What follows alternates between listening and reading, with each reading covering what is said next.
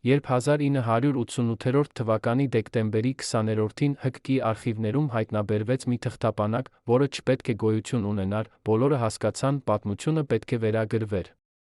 Այդ թղթապանակում պահվում էին Կարեն Դեմիրճյանի վերջին ամիսների հեռախոսազրույցների գաղտնի ձայնագրությունները, նրա անձնական նշումները Արցախի հարցի վերաբերյալ ամենակարևորը՝ Մոսկվայից ստացված հրամանները, որոնք նույնիսկ Երանի բարձրաստիճան պաշտոնյաները չգիտեին, բայց հենց Դեմիրճյանի հեռացումից հետո 1988 թվականի հուլիսի 26-ին այդ փաստաթղթերը անհետացան առանց որևէ հետքի, ով էր դրանք վերցրել, եւ ավելի կարևոր, ինչ էին թաքցնում այդ ձայնագրությունները, որ դրանք պետք է ոչնչացվեին այդքան արագ։ Պատկերացրեք, որ դուք եք այն մարդը, ով 20 տարի ղեկավարել է ամբողջ հանրապետությունը, ով կառուցել է գործարաններ, դպրոցներ, մետրոպոլիտեն, ով Մոսկվայում ունեցել է այնպիսի ազդեցություն, որ նույնիսկ Բրեժնևը լսում էր նրա խոսքը, եւ հանկարծ, մի առավոտ, ձեզ հեռախոսով զանգում են Կրեմլից ասում, դուք այլևս պետք չեք, ոչ բացատրություն, ոչ շնորհակալություն 20 տարվա ծառայության համար, ոչ էլ իրավունք պաշտպանվելու, պարզապես մի հրաման, որը փոխում է ամեն ինչ, սա չէր պատահել պատահականորեն։ Դեմիրճյանի հեռացումը 1988 թվականին եղել է ամենամանրակրկիտ պլանավորված գործողությունը, որը սկսվել էր ավելի վաղ, երբ նա համարձակվեց խոսել Արցախի ճակատագրի մասին, բայց ով էր այդ պլանի հեղինակը, Գորբաչովը, թե ավելի խորը ուժեր, որոնք վախենում էին, որ Դեմիրճյանը կարող է դառնալ չափազանց հզոր։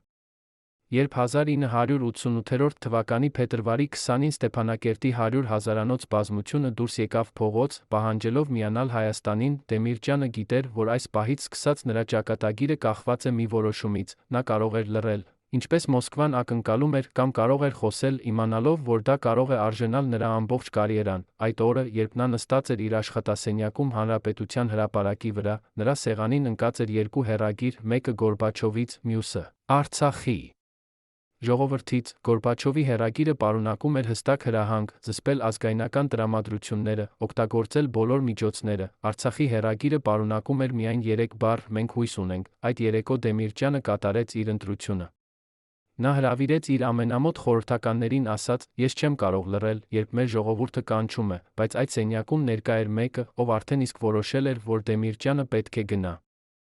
Նրա անունը Սուրեն էր, նա եղել է Դեմիրճյանի աջ ձեռքը 15 տարի, Սուրենը գիտեր բոլոր գաղտնիքները, ամեն մի հանդիպումը Մոսկվայում, ամեն մի հեռախոսազրույցը օտարերկրյա առաջնորդների հետ, ամեն մի ծրագիրը, որը Դեմիրճյանը մշակում էր Հայաստանի համար։ Նա էր այն մարդը, ում Դեմիրճյանը վստահում էր ավելի շատ, քան իր ընտանիքին, բայց Սուրենն ուներ իր սեփական հաշիվները։ Երբ Արցախյան շարժումը սկսվեց, Դեմիրճյանը որոշեց աջակցել ժողովրդին, Սուրենը տեսավ իր հնարավորությունը, նա գիտեր, որ Մոսկվան փնտրում է պատճառ հեռացնելու Դեմիրճյանին, նա կարող էր դառնալ այն մարդը, ով կտրամադրի այդ պատճառը։ 1988 թվականի մարտի սկզբին Սուրենը գաղտնի թռավ Մոսկվա։ Նա հանդիպեց ԿԳԲ-ի բարձրաստիճան սպայի հետ, փոխանցեց տեղեկություններ Դեմիրճյանի ազգայնական հակումների մասին։ Նա ասաց, որ Դեմիրճյանը պլանավորում է հանրահավաք կազմակերպել Երանում, աջակցելու Արցախին, որ դա կարող է հանգեցնել անվերահսկելի իրավիճակի։ Այս տեղեկությունը եղավ այն փաստաթուղթը, որը Գորբաչովը պետք էր հիմնավորելու Դեմիրճյանի հեռացումը։ Բայց ինչու Սուրենը դավաճանեց, պատասխանը պարզ էր՝ իշխանություն։ Նրան խոստացել էին, որ եթե Դեմիրճյանը հեռանա, նա կդառնա հաջորդ առաջին քարտուղարը, Մոսկվան պետք էր մարդ, ով կլինի ավելի ճկուն, ավելի հնազանդ, Սուրենը կատարյալ էր այդ դերի համար։ Նա արդեն իսկ պատկերացնում էր ինքն իրեն Դեմիրճյանի աթոռին, պատկերացնում էր, թե ինչպես կղեկավարի հանրապետությունը, ինչպես կստանա այն հարգանքը, որը միշտ տրվել էր Դեմիրճյանին, բայց նա չգիտեր, որ Մոսկվան երբեք չէր պատրաստվում կատարել իր խոստումը։ Դավաճանները միշտ օգտակար են, բայց երբեք վստահելի չեն, եւ Սուրենը շուտով պիտի սովորեր այդ դառը դասը։ 1988 թվականի ապրիլին Երանում տիրող մթնոլորտը լարված էր, ամեն օր հազարավոր մարդիկ հավաքվում էին թատրոնի հրապարակում, պահանջելով արդարություն Արցախի համար։ Դեմիրճյանը գիտեր, որ նա պետք է ինչ-որ բան անի, բայց նա գիտեր, որ ամեն նրա քայլը հետվում էր, նրա հեռախոսները գաղտնալսվում էին, նրա հանդիպումները արձանագրվում էին, նրա ամեն մի խոսքը վերլուծվում էր Մոսկվայում։ Նա ապրում էր ապակե տան մեջ, որտեղ ամեն ինչ տեսանելի էր։ Նա չէր կարող թաքցնել իր իսկական զգացմունքները։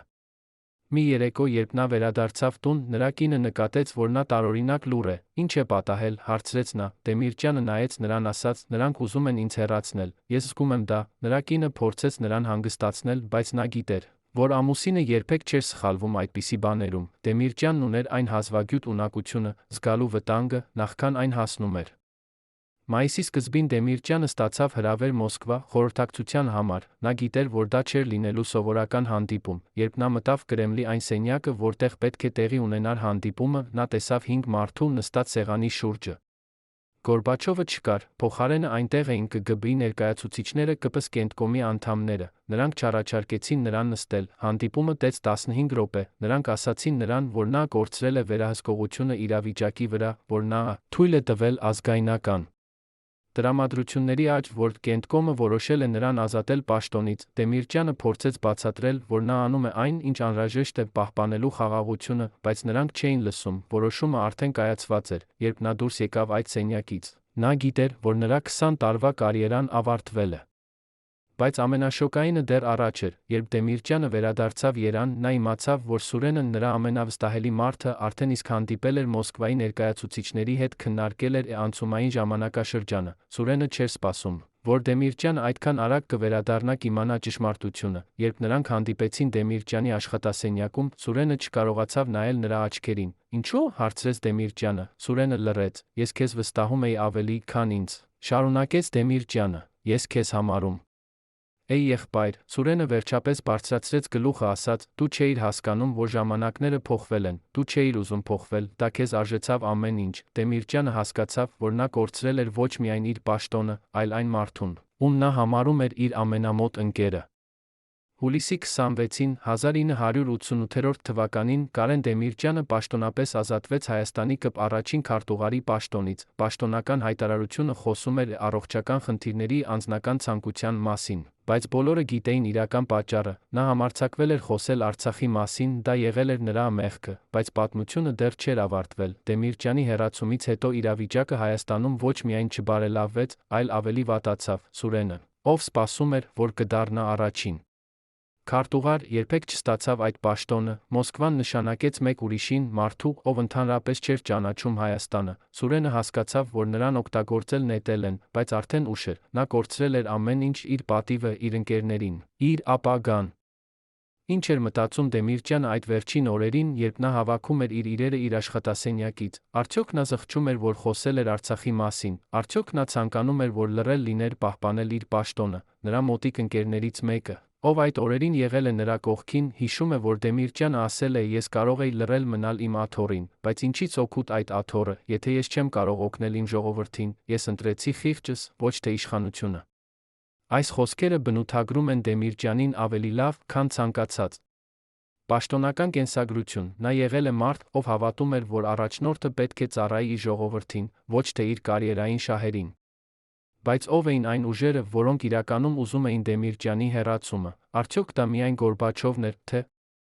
ավելի խորը խաղացողներ, 1988 թվականին Խորհրդային Միությունը գտնվում էր խորը ճգնաժամի մեջ, ազգային շարժումները սկսվում էին ամենուր, Բալթյան երկրներում, Վրաստանում, Ուկրաինայում, Մոսկվան վախենում էր, որ եթե Հայաստանը հաջողություն ունենա Արցախի հարցում, դա կարող է ազդակ դառնալ մյուս հանրապետությունների համար, Դեմիրճյանը իր ազդեցությամբ հեղինակությամբ կարող էր դառնալ այն մարդը, ով կվերածի Հայաստանը անկախության առաջին հանրապետությունը։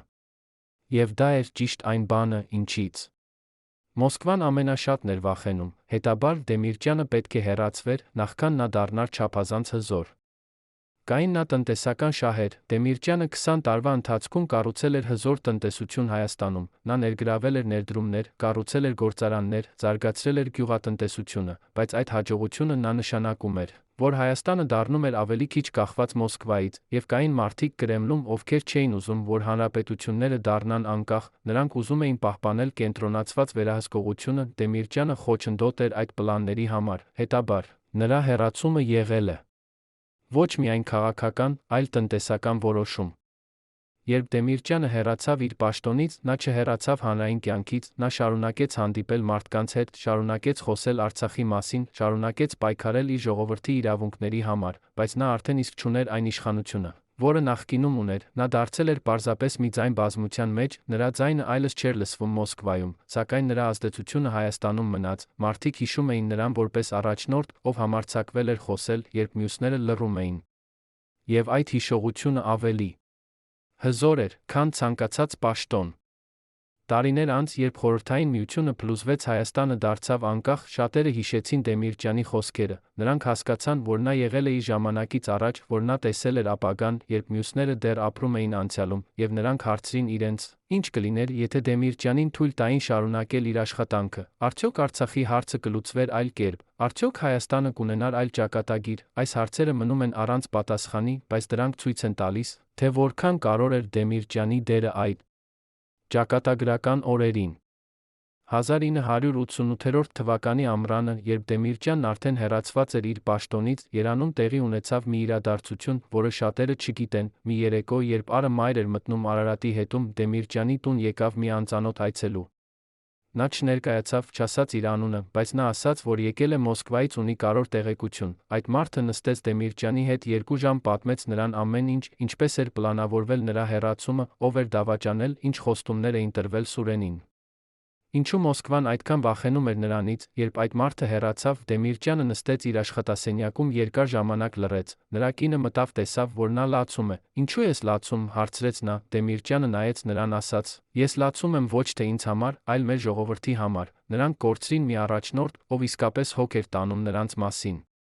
Բայց ով էր այդ գաղտնի այցելուն, ինչու նա եկավ, պատմեց Դեմիրճյանին ամեն ինչ, արդյոք նա ԿԳԲ-ի գործակալ էր, ով զղջում էր իր մասնակցության համար այդ դավադրությանը, թե նա Մոսկվայի բարձրաստիճան պաշտոնյա էր, ով ուզում էր, որ ճշմարտությունը բացահայտվի, կամ թե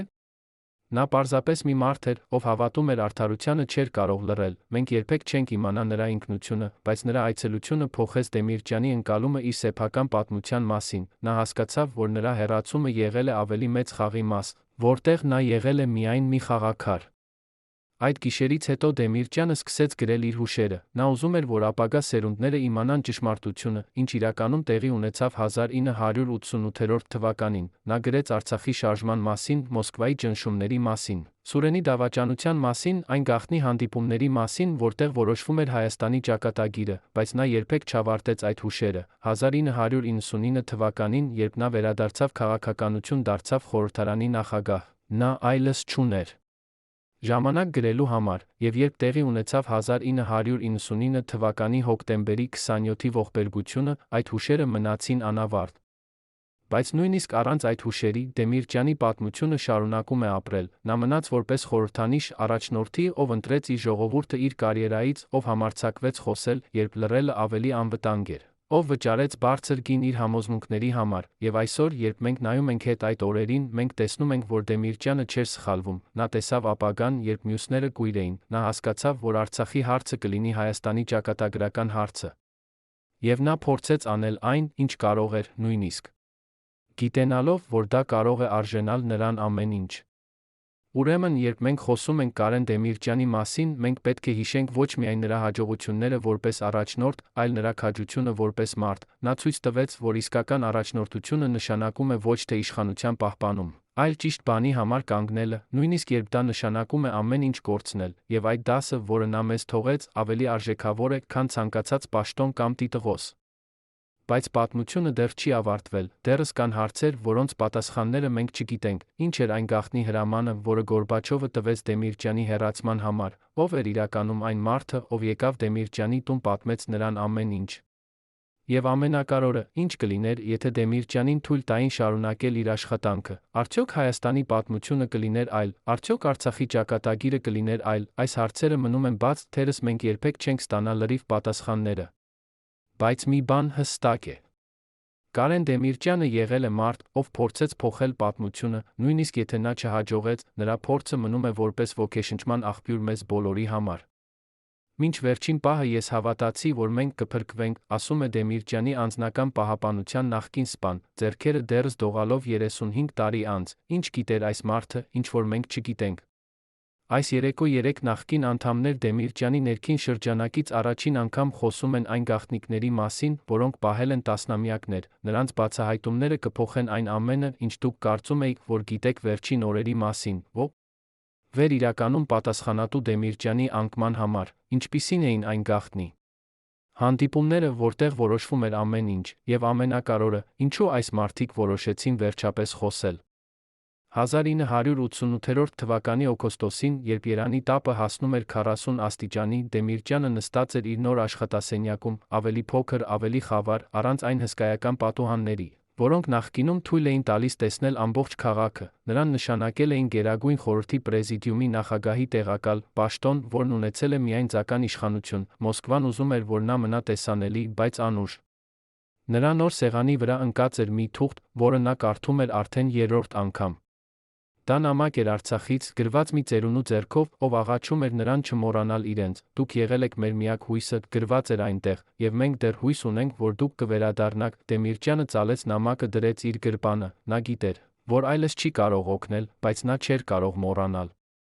Այդ նույն օրը, երբ Դեմիրճյանը կարդում էր այդ նամակը, Սուրենը նստած էր Մոսկվայում մի անանուն հյուրանոցի սենյակում, սպասելով հանդիպման, որը երբեք չէր տեղի ունենալու, նրան խոստացել էին, որ ԿԳԲ-ի բարձրաստիճան սպան կհանդիպի նրա հետ, կտա վերջնական հաստատումը նրա նշանակման մասին, բայց ժամերը անցնում էին, ոչ ոք չէր գալիս։ Սուրենը սկսեց հասկանալ, որ նրան խաբել են, նա վերցրեց հեռախոսը, փորձեց զանգահարել այն մարդուն, ով նրան խոստացել էր ամեն ինչ, բայց համարը այլևս չէր աշխատում, նա փորձեց զանգահարել մյուսներին, բայց բոլորի պատասխանը նույնն էր՝ մենք ձեզ չենք ճանաչում։ Այդ պահին Սուրենը հասկացավ, որ նա դարձել էր այն, ինչ Դեմիրճյանը նախազգուշացրել էր, օգտագործված նետված գործիք։ Նա նստեց հյուրանոցի անկողնու վրա, առաջին անգամ իր կյանքում զգաց իսկական ապաշխարություն։ Բայց Սուրենի պատմությունը դեռ ավելի ողբերգական էր դառնալու, երբ նա վերադարձավ Երան, նա փորձեց հանդիպել Դեմիրճյանի հետ, ներողություն խնդրելու, բայց Դեմիրճյանը մերժեց նրան տեսնել, ասա նրան, որ ես ներել եմ նրան, ասաց Դեմիրճյանը իր օգնականին, բայց ես չեմ կարող նրան տեսնել, ես չեմ կարող նայել այն մարդու աչքերին, ով ոչնչացրեց ամեն ինչ, ինչի համար ես աշխատել եմ 20 տարի։ Սուրենը հեռացավ Դեմիրճյանի տնից ավելի կոտրված, քան երբևէ, նա հասկացավ, որ նա կորցրել էր ոչ միայն իր կարիերան, այլ իր պատիվը, իր ինքնահարգանքը, իր ապագան։ Հետագա տարիներին Սուրենը ապրեց մեկուսացած, խուսափելով հանրային տեղերից, վախենալով հանդիպել այն մարդկանց, ովքեր գիտեին նրա դավաճանության մասին։ Նա մեռավ 1996 թվականին, մենակ, մոռացված, առանց որևէ մեկի, ով կգար նրա թաղմանը։ Մինչդեռ Դեմիրճյանը, չնայած իր պաշտոնական իշխանության կորստին, շարունակում էր ունենալ ազդեցություն, մարդիկ դեռ գալիս էին նրա մոտ խորհուրդ խնդրելու, դեռ հարգում էին նրան որպես իրենց իսկական առաջնորդ։ 1988 թվականի սեպտեմբերին տեղի ունեցավ մի իրադարձություն, որը ցույց տվեց, թե որքան մեծ էր դեռս Դեմիրճյանի ազդեցությունը։ Երանում պլանավորվում էր մի մեծ հանրահավաք Արցախի աջակցության համար։ Նոր իշխանությունները փորձում էին արգելել այն, բայց երբ Դեմիրճյանը հայտարարեց, որ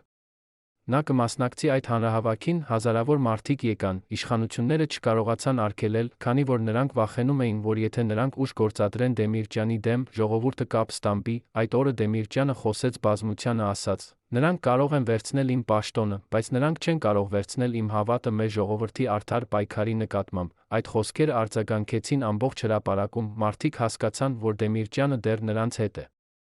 Բայց Մոսկվան չէր մոռացել Դեմիրճյանին, նրանք շարունակում էին հետել նրա ամեն քայլին, գրանցել նրա ամեն հանդիպումը, վերլուծել նրա ամեն խոսքը։ 1988 թվականի հոկտեմբերին ԿԳԲ-ն պատրաստեց մի հատուկ զեկույց Դեմիրճյանի գործունեության մասին։ Այդ զեկույցում նշված էր, որ Դեմիրճյանը շարունակում է ունենալ զգալի ազդեցություն Հայաստանի բնակչության վրա, որ նա կարող է դառնալ վտանգավոր, եթե իրավիճակը սրվի։ Զեկույցը առաջարկում էր ավելի խիստ միջոցներ Դեմիրճյանի գործունեությունը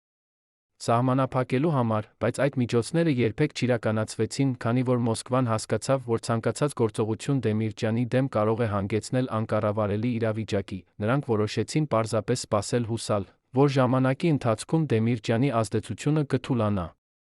Բայց ժամանակը չթուլացրեց Դեմիրճյանի ազդեցությունը, հակառակը, որքան ավելի էր անցնում ժամանակը, այնքան ավելի էին մարդիկ հասկանում, թե որքան կարևոր էր եղել նրա առաջնորդությունը։ Նոր իշխանությունները, որոնք եկել էին Դեմիրճյանից հետո, չէին կարողանում լուծել այն խնդիրները, որոնք Դեմիրճյանը լուծել էր իր ժամանակին։ Տնտեսությունը սկսեց անկում ապրել, գործարանները սկսեցին փակվել, մարդիկ սկսեցին կորցնել իրենց աշխատանքները, եւ նրանք սկսեցին հիշել այն օրերը, երբ Դեմիրճյանը ղեկավարում էր, երբ գործարանները աշխատում էին լրիվ հզորությամբ, երբ մարդիկ ունեին աշխատանք հույս ապագայի համար, նրանք սկսեցին հարցնել իրենց, ինչու մենք թույլ տվեցինք, որ նրան հեռացնեն, ինչու մենք չպաշտպանեցինք նրան։ 1988 թվականի նոյեմբերին Դեմիրճյանը ստացավ մի անսպասելի հրավեր, Գորբաչովը հրավիրում էր նրան Մոսկվա, անձնական զրույցի համար, Դեմիրճյանը գիտեր, որ դա կարող էր լինել որոգայթ, բայց նա գիտեր, որ նա չէր կարող մերժել։ Երբ նա ժամանեց Կրեմլ, նրան տարան ոչ թե պաշտոնական սենյակ, այլ Գորբաչովի անձնական գրասենյակ, Գորբաչովը դիմավորեց նրան ջերմորեն, առաջարկեց նստել, առաջարկեց թեյ, բայց Դեմիրճյանը տեսավ նրա աչքերում մի բան, որը նրան անհանգստացրեց, դա վախ էր։ Գորբաչովը վախենում էր, բայց ինչի՞, զրույցը տեց ավելի քան 2 ժամ, Գորբաչովը խոսեց Խորհրդային Միության դժվարությունների մասին, ազգային շարժումների վտանգի մասին, անհրաժեշտության մասին պահպանելու միասնությունը, եւ ապա նա ասաց մի բան, որը Դեմիրճյանը երբեք չէր սպասում լսել. «Կարեն, ես սխալվեցի», ասաց Գորբաչովը, «ես չպետք է քեզ հեռացնեի, դու էիր միակ մարդը, ով կարող էր վերահսկել իրավիճակը Հայաստանում»։ Դեմիրճյանը նայեց Գորբաչովին, տեսավ, որ նա ասում է ճշմարտությունը, բայց արդեն ուշ էր, վնասը արդեն պատճառված էր։ Միխայիլ Սերգեյիչ, ասաց Դեմիրճյանը, երբ դուք հեռացրիք ինձ, դուք ուղարկեցիք մի ուղերձ ամբողջ Հայաստանին, դուք ասացիք, որ նրանց ձայնը կարևոր չէ, որ նրանց ցավը կարևոր չէ, որ նրանց ապագան կարևոր չէ, եւ այժմ դուք զարմանում եք, որ նրանք այլևս ձեզ չեն վստահում։ Գորբաչովը լռեց, նա գիտեր, որ Դեմիրճյանը ճիշտ է, հանդիպումը ավարտվեց առանց որևէ որոշման։ Գորբաչովը չառաջարկեց Դեմիրճյանին վերադառնալ իր պաշտոնին, Դեմիրճյանը չխնդրեց դա, երկուսն էլ հասկացան, որ ժամանակը անցել է, որ պատմությունը արդեն գրված է, որ նրանք չեն կարող փոխել այն։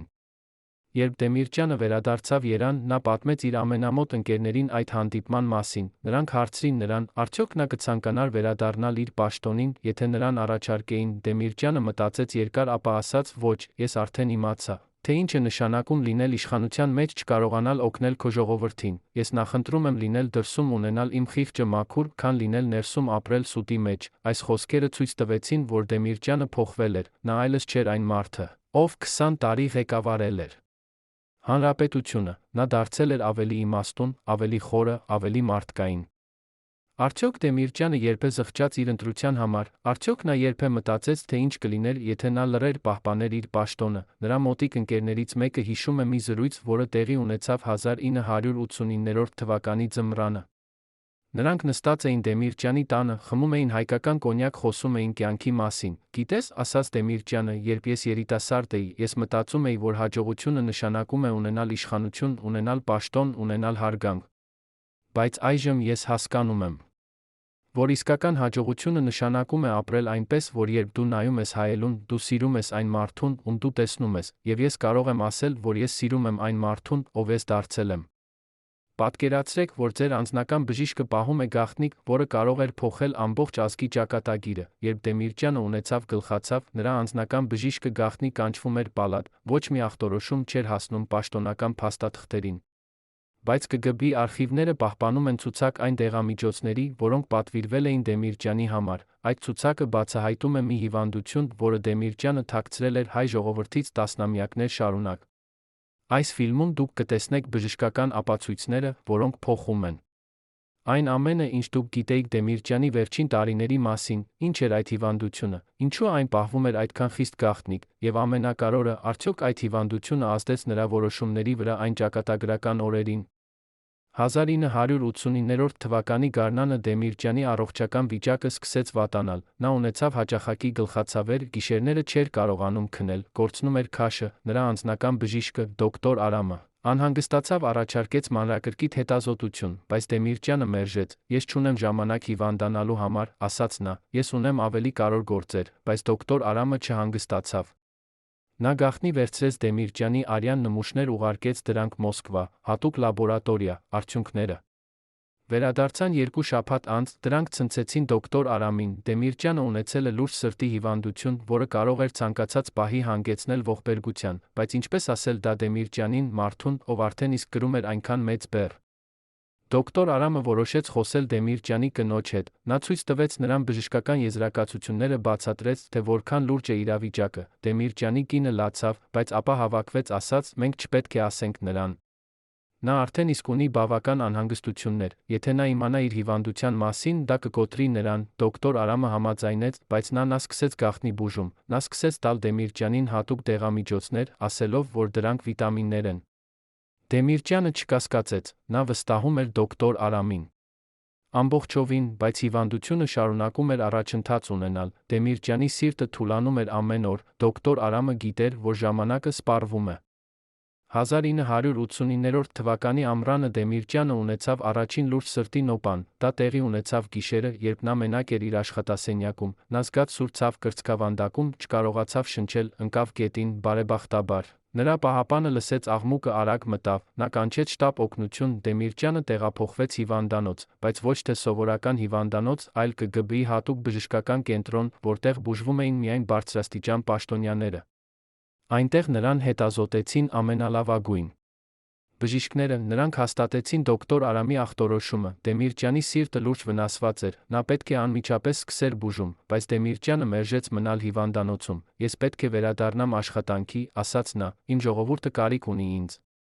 Բժիշկները փորձեցին համոզել նրան, բայց Դեմիրճյանը անսասան էր, նա ստորագրեց փաստաթուղթ, որով ազատում էր հիվանդանոցը ցանկացած պատասխանատվությունից, հեռացավ, բայց նախքան հեռանալը, նա խոսեց գլխավոր բժշկի հետ, ասաց, ես գիտեմ, որ ես մեռնում եմ։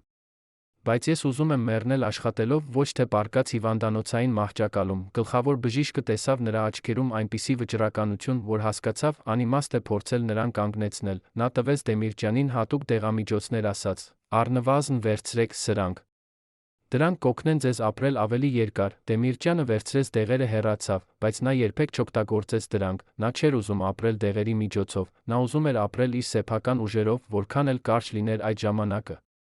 Այս բժշկական գաղտնիքը բացատրում է շատ բաներ Դեմիրճյանի վարքագծի մասին այդ տարիներին, նրա վճռականությունը խոսել Արցախի մասին, նույնիսկ գիտենալով, որ դա կարժենա նրան, նրա կարիերան ստանում է նոր իմաստ, նա գիտեր, որ նրա ժամանակը սահմանափակ է։ Նա ուզում էր օգտագործել այն ամենաարդյունավետ կերպով, նա չէր ուզում մեռնել որպես մի մարդ, ով լռեց, երբ նրա ժողովուրդը կարիք ուներ նրա ձայնի, նա ուզում էր մեռնել որպես մի մարդ, ով պայքարեց մինչ վերջ, եւ դա է ճիշտ այն, ինչ նա արեց։ Բայց ինչու այս բժշկական տեղեկությունը պահվեց այդքան խիստ գաղտնիք, պատասխանը պարզ է՝ քաղաքականություն։ Եթե Մոսկվան իմանար, որ Դեմիրճյանը լուրջ հիվանդ է, նրանք անմիջապես կօգտագործեին դա որպես պատճառ հեռացնելու նրան, նրանք կասեին, որ նա չի կարող ղեկավարել հանրապետությունը իր առողջական վիճակի պատճառով, եւ Դեմիրճյանը դա գիտեր, հետաբար նա պահեց իր հիվանդությունը գաղտնիք նույնիսկ իր ամենամոտ ընկերներից, միայն նրա կինը, դոկտոր Արամը, մի քանի բժիշկներ գիտեին ճշմարտությունը։ Եվ նրանք բոլորը երդվեցին պահել այդ գաղտնիքը մինչ իրենց վերջին շունչը։ Դոկտոր Արամը, ով մեռավ 1998 թվականին, թողեց իր հուշերը գրված ձեռքով հին տետրում, այդ հուշերում նա մանրամասն նկարագրում է Դեմիրճյանի հիվանդությունը, բուժման փորձերը, այն զրույցները, որոնք նրանք ունեցան այդ դժվար օրերին։ Մի հատվածում դոկտոր Արամը գրում է. ես երբեք չեմ տեսել այդպիսի քաջություն, նա գիտեր, որ մեռնում է, բայց նա երբեք չբողոքեց, երբեք չցույց տվեց իր ցավը, նա շարունակում էր աշխատել, շարունակում էր պայքարել, շարունակում էր հույս տալ իր ժողովրդին, նա եղավ իսկական հերոս, ոչ թե դաշտում, այլ կյանքում։ Այս խոսքերը ամենալավ բնութագրումն են Դեմիրճյանի բնավորության։ Արդյոք Դեմիրճյանի հիվանդությունը ազդեց նրա որոշումների վրա, արդյոք նա ավելի ռիսկային էր դարձել, քանի որ գիտեր, որ նրա ժամանակը սահմանափակ է, թե՞ հակառակը, նա դարձավ ավելի զգույշ, ավելի հաշվարկված, նրա մոտիկ ընկերները ասում են, որ Դեմիրճյանը փոխվեց այդ տարիներին, նա դարձավ ավելի խորաթափանց, ավելի փիլիսոփայական, ավելի հոգոր, նա սկսեց ավելի շատ ժամանակ անցկացնել իր ընտանիքի հետ, ավելի շատ խոսել իր երեխաների հետ, ավելի շատ մտածել կյանքի իմաստի մասին, նա հասկացավ, որ իշխանությունը, պաշտոնը, հեղինակությունը, այս ամենը ժամանակավոր է, միակ բանը, որը մնում է, դա այն հետքն է, որը դու թողնում ես մարդկանց սրտերում։ Եվ Դեմիրճյանը թողեց խորը հետք, նույնիսկ այսօր, տասնամյակներ անց նրա մահից, մարդիկ հիշում են նրան ոչ թե որպես պաշտոնյա, այլ որպես մարդ, ով իսկապես հոգ էր տանում իր ժողովրդի մասին, նրանք հիշում են նրա ժպիտը, նրա ջերմությունը, նրա մարդկայնությունը, նրանք հիշում են, թե ինչպես նա կանգնում էր գործարանների դռների մոտ, ողջունում էր բանվորներին, ինչպես նա այցելում էր դպրոցներ, խոսում էր երեխաների հետ, ինչպես նա մասնակցում էր հարսանիքներին, ուրախանում էր մարդկանց երջանկության համար, սա էր իսկական Դեմիրճյանը, ոչ թե պաշտոնական կենսագրություններում նկարագրված է առաջին քարտուղարը, այլ պարզապես մի լավ մարդ, ով սիրում էր իր ժողովուրդը։ Մտածեք վերջին մարդու մասին, ում դուք լիովին վստահում եք, այժմ պատկերացրեք, որ այդ մարդը ձեզ դավաճանում է ձեր կյանքի ամենամութ օրը, հենց այդպես պատահեց Դեմիրճյանի հետ, մի մարդ նրա ներքին շրջանակից վաճառեց նրան բանակին։ Անվտանգության նախկին ծառայողները գիտեն այս պատմությունը, նրանք պահպանել են լռությունը 35 տարի, այսօր առաջին անգամ նրանք կասեն ճշմարտությունը Հայաստանի ժամանակակից պատմության ամենամեծ դավաճանության մասին, ով էր այդ մարդը, ով վերջապես կոտրեց Դեմիրճյանի հոգին, ինչպիսին էին նրա իսկական դրդապատճառները, եւ ամենակարևորը, ինչպես Դեմիրճյանը արձագանքեց, երբ իմացավ, որ նրա ամենամոտ մարդը դարձել է նրա ամենամեծ թշնամին։ 1999 թվականին, երբ Դեմիրճյանը վերադարձավ քաղաքական կյանք, դարձավ խորհրդարանի նախագահ, նա կրկին հանդիպեց Սուրենի հետ, դա պատահական հանդիպում էր Երանի փողոցում, Սուրենը փորձեց խուսափել, բայց Դեմիրճյանը տեսավ նրան, մոտեցավ, նրանք կանգնեցին միմյանց դիմաց, երկու մարդիկ, ովքեր մեկ ժամանակ եղել էին ինչպես եղբայրներ, բայց այժմ էին օտարներ։ Ինչպե՞ս ես, հարցրեց Դեմիրճյանը, Սուրենը չկարողացավ պատասխանել։ Նրա աչքերը լցվեցին արցունքներով, ես ներողություն եմ խնդրում։ Վերջապես ասաց նա, ես գիտեմ, որ դա բավարար չէ, բայց ես ուզում եմ, որ դու իմանաս, որ ես ամեն օր ապրում եմ այդ մեղքի հետ։ Դեմիրճյանը նայեց նրան երկար, ապա ասաց, ես ներել եմ քեզ վաղուց, բայց ներելը չի նշանակում մոռանալ, ես երբեք չեմ մոռանա, թե ինչ դու արեցիր։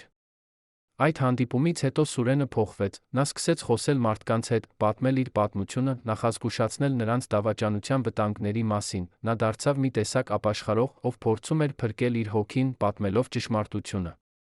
Բայց շատերը չէին ուզում լսել նրան, նրանք տեսնում էին նրա մեջ միայն դավաճանին, ոչ թե ապաշխարողին։ Սուրենը ապրեց իր վերջին տարիները մեկուսացված, մերժված, մոռացված, բայց նա շարունակեց խոսել, շարունակեց պատմել, շարունակեց հուսալ, որ թերս մի օր մարդիկ կհասկանան նրա պատմությունը, կսովորեն դրանից։ Դեմիրճյանի Սուրենի պատմությունը դասական օրինակ է դավաճանության ներողության մասին, դա ցույց է տալիս, թե ինչպես իշխանության ցանկությունը կարող է կոտրել նույնիսկ ամենաամուր բարեկամությունները, թե ինչպես ներողությունը կարող է ազատել մարդուն նրա անցյալի բեռից։ Դեմիրճյանը ցույց տվեց, որ ներելը չի նշանակում թուլություն, այլ ուժ, նա ներեց Սուրենին ոչ թե Սուրենի համար, այլ իր սեփական հոգու խաղաղության համար։ Նա չէր ուզում ապրել ատելությամբ, վրեժխնդրությամբ, նա ուզում էր ապրել խաղաղությամբ, սիրով։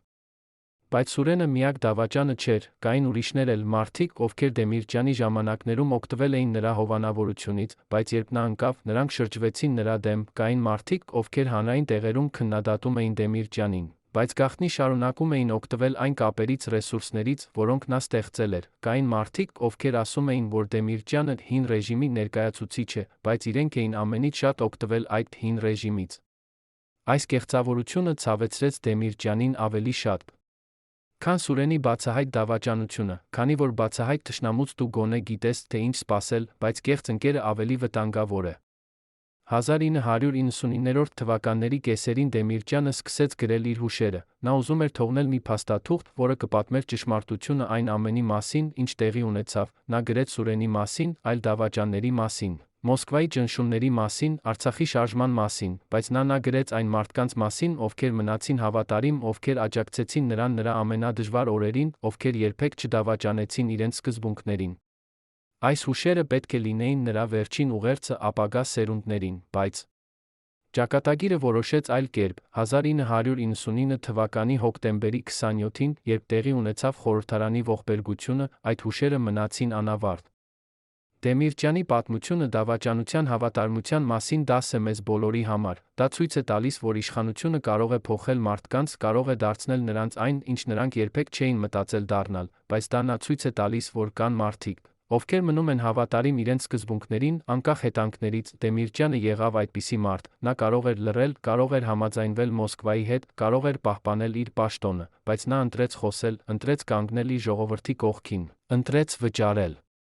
գինը իր համոզմունքների համար, եւ դա է այն, ինչը դարձնում է նրան իսկական առաջնորդ։ Արդյոք դուք կընտրեիք նույնը, եթե կանգնեիք Դեմիրճյանի տեղում, արդյոք դուք կհամարձակվեիք խոսել, գիտենալով, որ դա կարժենա ձեզ ամեն ինչ, թե դուք կընտրեիք անվտանգ ճանապարհը, լռելը, պահպանելը ձեր դիրքը։ Սա հարց է, որը յուրաքանչյուրս պետք է տանք մեզ, քանի որ կյանքը լի է պահերով, երբ մենք պետք է ընտրենք մեր սկզբունքների մեր անվտանգության միջ, եւ այդ ընտրությունը սահմանում է, թե ով ենք մենք իսկապես։ Պատկերացրեք, որ դուք եք այն 12 մարդկանցից մեկը, ովքեր գիտեին ամեն ինչ Դեմիրճյանի մասին, ամեն բժշկական գաղտնիք, ամեն փախուստի պլան, ամեն թունել, որը թաքնված էր Երանի տակ։ Այժմ պատկերացրեք, որ դուք պետք է ընտրություն կատարեք, պահպանել ձեր հավատարմությունը, թե փրկել ձեր կյանքը։ 1988 թվականի դեկտեմբերի 22-ին այս մարդիկ կատարեցին ընտրություն, որը փոխեց Հայաստանի պատմությունը, ինչ ստիպեց նրանց դավաճանել իրենց գերագույն ղեկավարին։ Արդյոք դա վախն էր մահից, թե ավելի խորը դրդապատճառներ, որոնք մենք դեռ չենք հասկանում։ Այս երեկո դուք կիմանաք այն ճշմարտությունը, որը թաքնված է եղել ավելի քան 30 տարի, պատմությունը այն 12 մարդկանց մասին, ովքեր գիտեին, չափազանց շատ վճարեցին դրա համար։ 1999 թվականների վերջին Դեմիրճյանի շուրջը ձևավորվել էր մի փոքր խումբ, 12 մարդ, ովքեր ունեին հասանելիություն բոլոր գաղտնիքներին, նրանք չէին սովորական օգնականներ կամ խորհրդականներ, նրանք էին այն մարդիկը, ովքեր գիտեին, թե որտեղ են պահվում ամենագաղտնի փաստաթղթերը, ովքեր ուներին բանալիներ այն սենյակներին, որտեղ երբեք չէր մտնում ոչ ոք, ովքեր ճանաչում էին ամեն մի թունելի ելքը հանրապետության հրապարակի տակ, նրանցից մեկը՝ Վահանը, պահպանում էր Դեմիրճյանի անձնական արխիվը։ Մյուսը՝ Արամը, պատասխանատու էր անվտանգության համակարգերի համար, երրորդը՝ Գորգը, վերահսկում էր գաղտնի կապի ուղիները Մոսկվայի հետ։ Այս 12 մարդիկ ապրում էին երկու աշխարհում՝ պաշտոնական ստվերային, նրանք տեսնում էին այն, ինչ ուրիշները երբեք չէին տեսնի, լսում էին այն, ինչ ուրիշները երբեք չէին լսի, գիտեին այն, ինչ ուրիշները երբեք չէին իմանա։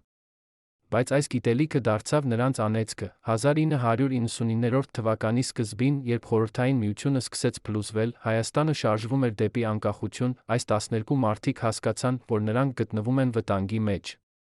Նրանք գիտեին չափազանց շատ, նրանք կարող էին պատմել այն պատմությունները, որոնք կարող էին ոչնչացնել հզոր մարդկանց, բացահայտել այն գործարքները, որոնք կարող էին փոխել քաղաքական լանդշաֆտը, բացահայտել այն գաղտնիքները, որոնք կարող էին վտանգել ամբողջ ազգի անվտանգությունը։ Եվ կային մարդիկ, ովքեր չէին ուզում, որ այդ գաղտնիքները երբե բացահայտվեն։ Մի գիշեր Վահանը ստացավ անանուն հեռախոսազանգ, ձայնը մյուս ծայրում ասաց միայն մի նախադասություն՝ դուք գիտեք չափազանց շատ, լռեցեք, կամ հետանքները կլինեն ծանր։ Վահանը փակեց հեռախոսը դողացող ձեռքերով, նա հասկացավ, որ սա սկիզբն էր։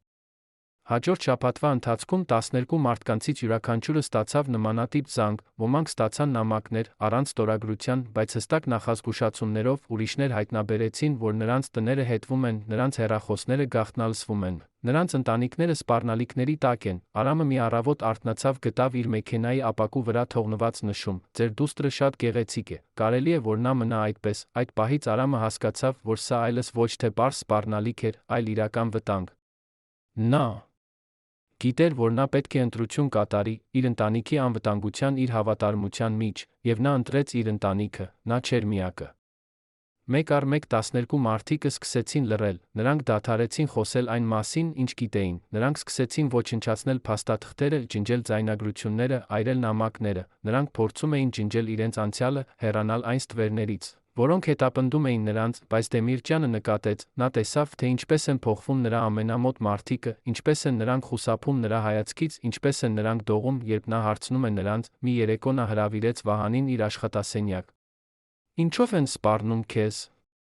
Հարցրեց Դեմիրճյանը։ Վահանը փորձեց ժխտել, բայց Դեմիրճյանը տեսավ ճշմարտությունը նրա աչքերում։ «Նրանք սպառնում են իմ ընտանիքին», վերջապես խոստովանեց Վահանը։ «Ես չեմ կարող ռիսկի ենթարկել նրանց»։ Դեմիրճյանը հասկացավ, նա դրեց իր ձեռքը Վահանի ուսին, ասաց. «Ես չեմ դատապարտում քեզ, ընտանիքը ամենակարևորն է, արա այն, ինչ պետք է անես»։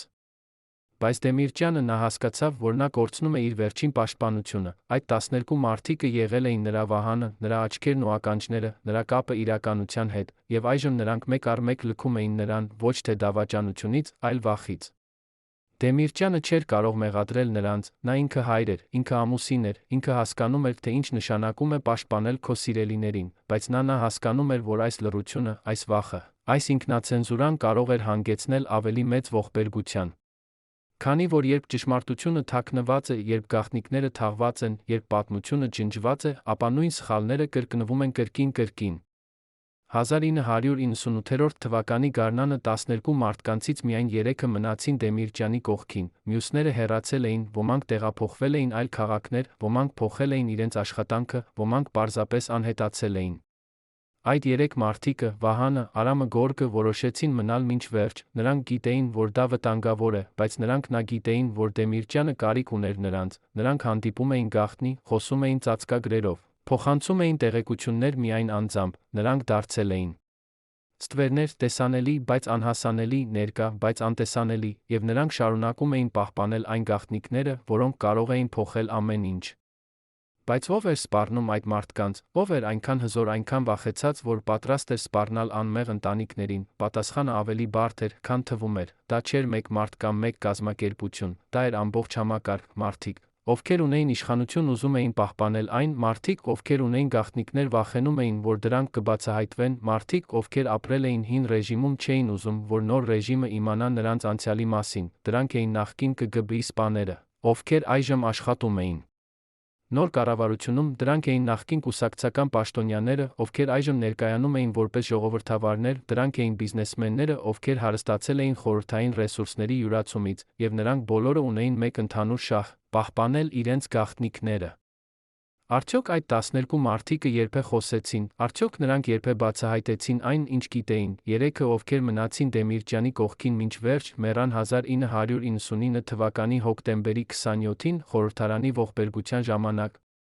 Նրանք տարան իրենց գաղտնիքները գերեզման, մյուս 9 ապրեցին, բայց նրանք երբեք չխոսեցին, նրանցից ոմանք դեռ ապրում են այսօր, ծեր, հիվանդ, հետապնդվող իրենց անցյալի հիշողություններից, եւ նրանք դեռ լռում են, քանի որ վախը, որը մտավ նրանց սրտերը այն տարիներին, երբեք չթողեց նրանք դեռ վախենում են, դեռ նայում են իրենց ուսերի հետից, դեռ ստուգում են իրենց դռները գիշերները, եւ նրանք կմնան լուռ մինչ իրենց վերջին շունչը։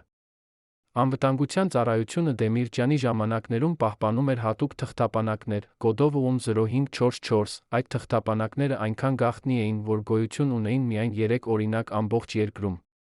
Այդ թղթապանակներում պահվում էին տեղեկություններ Դեմիրճյանի իրական առողջական վիճակի մասին, փախուստի պլանների մասին հեղափոխության դեպքում, ավելի ցնցող բան, իրական հարաբերությունների մասին Դեմիրճյանի ռեժիմի մոտիկ շրջապատի մեջ, ինչու՞։ Ու այդ թղթապանակները ոչնչացվեցին հենց նրա հեռացման օրը։ Ինչ էր այնտեղ գրված, որ այնքան վտանգավոր էր, ով տվեց հրամանը դրանք այրելու, եւ ամենակարևորը, արդյոք դեռ գոյություն ունեն այդ փաստաթղթերի պատճենները թաքնված ինչ-որ տեղ, սպասելով իրենց բացահայտման պահին։ 1998 թվականի ամռանը, երբ Դեմիրճյանը դարձավ խորհրդարանի նախագահ, նա փորձեց հասանելիություն ստանալ այդ գաղտնի արխիվներին, նա գիտեր, որ այնտեղ պահվում են փաստաթղթեր, որոնք կարող էին բացատրել շատ բաներ, ով իրականում կանգնած էր նրա հեռացման հետում, ինչ իսկական պատճառներ ունեին Մոսկվայում նրա նկատմամբ, ինչպես էր պլանավորվել ամբողջ գործողությունը, բայց երբ նա ուղարկեց իր մարդկանց արխիվներ, նրանք վերադարձան դատարկ ձեռքերով, թղթապանակները չկան, ասացին նրանք, դրանք ոչնչացվել են, Դեմիրճյանը չզարմացավ, նա գիտեր, որ դա պատահելու էր, բայց նա գիտեր, որ խորհրդային համակարգում ոչինչ երբեք ամբողջովին չի ոչնչացվում, միշտ մնում են պատճենները, միշտ կան մարդիկ, ովքեր պահպանում են իրենց սեփական արխիվները, որպես ապահովագրություն։ Դեմիրճյանը սկսեց իր սեփական հետաքննությունը, նա խոսեց նախկին անվտանգության ծառայողների հետ, նախկին կուսակցական պաշտոնյաների հետ, նախկին ԿԳԲ-ի գործակալների հետ, եւ դանդաղորեն, մասնիկ առ մասնիկ, նա սկսեց հավաքել պատկերը, նա իմացավ, որ այդ գաղտնի թղթապանակները պարունակում էին ոչ միայն նրա բժշկական տվյալները, այլ մանրամասն զեկույցներ նրա ամեն մի հանդիպման, ամեն մի հեռախոսազրույցի, ամեն մի որոշման մասին, նրանք պարունակում էին նա տեղեկություններ այն մարդկանց մասին, ովքեր աշխատում էին նրա դեմ, նրանց անունները, նրանց դրդապատճառները, նրանց կապերը Մոսկվայի հետ, եւ ամենակարևորը, նրանք պարունակում էին ապացույցներ այն ֆինանսական գործարքների մասին, որոնք տեղի էին ունեցել նրա հեռացումից հետո, ինչպես էին բաժանվել Հայաստանի ռեսուրսները, ով ստացավ ինչ, ով վճարեց ում։ Բայց որքան ավելի էր Դեմիրճյանը իմանում, այնքան ավելի վտանգավոր էր դառնում նրա դիրքը, մարդիկ, ովքեր ունեին իշխանություն Նոր Հայաստանում, չէին ուզում, որ այդ տեղեկությունները բացահայտվեն, նրանք սկսեցին ճնշել Դեմիրճյանին, անուղղակի, բայց արդյունավետ, նրա աշխատակիցները սկսեցին ստանալ սպառնալիքներ, նրա ընտանիքի անդամները սկսեցին զգալ, որ նրանց հետում են, նրա մոտիկ ընկերները սկսեցին խուսափել նրանից, Դեմիրճյանը հասկացավ, որ նա մտել է վտանգավոր խաղի մեջ, որտեղ խաղադրույքները շատ բարձր էին, բայց նա չկանգնեց, նա շարունակեց իր հետաքննությունը, շարունակեց հավաքել ապացույցները, շարունակեց փնտրել ճշմարտությունը։ 1999 թվականի սեպտեմբերին Դեմիրճյանը ստացավ անանուն նամակ, այդ նամակում ասվում էր, որ եթե նա ուզում է իմանալ ճշմարտությունը այդ գաղտնի թղթապանակների մասին, նա պետք է գա մի հատուկ հասցե, գիշերվա 2 ժամին։ Դեմիրճյանը գիտեր, որ դա կարող էր լինել որոգայթ, բայց նա գիտեր, որ դա կարող էր լինել նրա միակ հնարավորությունը, նա որոշեց գնալ, այդ գիշեր նա վերցրեց իր անձնական վարորդին գնաց այդ հասցեով, դա հին շենք էր Երանի արվարձաններից մեկում, լքված, մութ, լուռ, երբ նա մտավ։ Նա տեսավ մի մարդու նստած անկյունում, դեմքը թաքնված թվերների մեջ, ես գիտեմ, թե որտեղ են այդ փաստաթղթերը, ասաց այդ մարդը, բայց եթե ես ասեմ ձեզ, դուք պետք է խոստանաք, որ երբեք չեք բացահայտի իմ ինքնությունը, Դեմիրճյանը համաձայնեց։ Այդ մարդը պատմեց Դեմիրճյանին, որ գաղտնի թղթապանակների մեկ օրինակը պահվում է մի անվտանգ տեղում, նախկին ԿԳԲ-ի շենքի ստորգետնյա սենյակներից մեկում, այդ սենյակը հասանելի է միայն հատուկ բանալիով, այդ բանալին ունի միայն 3 մարդ։ Ես եմ այդ 3 մարդկանցից մեկը, ասաց այդ անծանոթը, եւ ես պատրաստ եմ տալ ձեզ այդ բանալին, բայց դուք պետք է հասկանաք, եթե դուք մտնեք այդ սենյակ վերցնեք այդ փաստաթղթերը, դուք դնում եք ձեր կյանքը վտանգի մեջ, Դեմիրճյանը մտածեց երկար, նա գիտեր, որ այդ մարդը ճիշտ է ասում։ Բայց նա գիտեր, որ նա չէր կարող անտեսել այս հնարավորությունը, տուր ինձ բանալին, ասաց նա, անծանոթը հանեց իր գրպանից մի փոքր բանալի տվեց Դեմիրճյանին, լավ բախտ, ասաց նա, դուք կարիք կունենաք դրա։ Հաջորդ գիշեր Դեմիրճյանը, իր 2 ամենավստահելի մարդկանց հետ, գնաց այդ նախկին ԿԳԲ-ի շենք, նրանք մտան գաղտնի, օգտագործելով հին թունելներից մեկը, որը Դեմիրճյանը դեռ հիշում էր իր առաջին քարտուղարի օրերից։ Նրանք գտան այդ ստորգետնյա սենյակը, բացեցին դուռը բանալիով, ներսում նրանք գտան մի մեծ պահարան, լի թղթապանակներով, Դեմիրճյանը սկսեց փնտրել այն թղթապանակները, որոնք նշված էին 0544 կոդով, նա գտավ դրանք, 3 հաստ թղթապանակներ, լի փաստաթղթերով, լուսանկարներով, ձայնագրություններով։ Նա վերցրեց դրանք դուրս եկավ, բայց երբ նրանք հասան շենքի ելքին, նրանք տեսան, որ դուռը փակված է, եւ նրանք լսեցին քայլերի ձայն մոտենում դեպի նրանք։ Դեմիրճյանը հասկացավ, որ նրանց որոգայթի են մատնել, այդ անծանոթը, ով տվեց նրան բանալին, եղել է մաս ավելի մեծ պլանի, նրանք ուզում էին, որ Դեմիրճյանը գա այստեղ, որ նա վերցնի այդ փաստաթղթերը, որպեսզի նրանք կարողանան մեղադրել նրան գողության մեջ, լրտեսության մեջ, դավադրության մեջ, բայց Դեմիրճյանը չէր պատրաստվում հանձնվել, նա ասաց իր մարդկանց, վազեք, վերցրեք այդ թղթապանակները, վազեք, ես կզբաղեցնեմ նրանց, նրա մարդիկը հակառակեցին, բայց Դեմիրճյանը պնդեց, այդ փաստաթղթերը ավելի կարևոր են, քան իմ կյանքը։ Ասաց նա, գնացեք, այժմ, եւ նրանք գնացին, վազելով այլ ուղղությամբ, մինչդեռ Դեմիրճյանը մնաց դիմակայելու այն մարդկանց, ովքեր գալիս էին։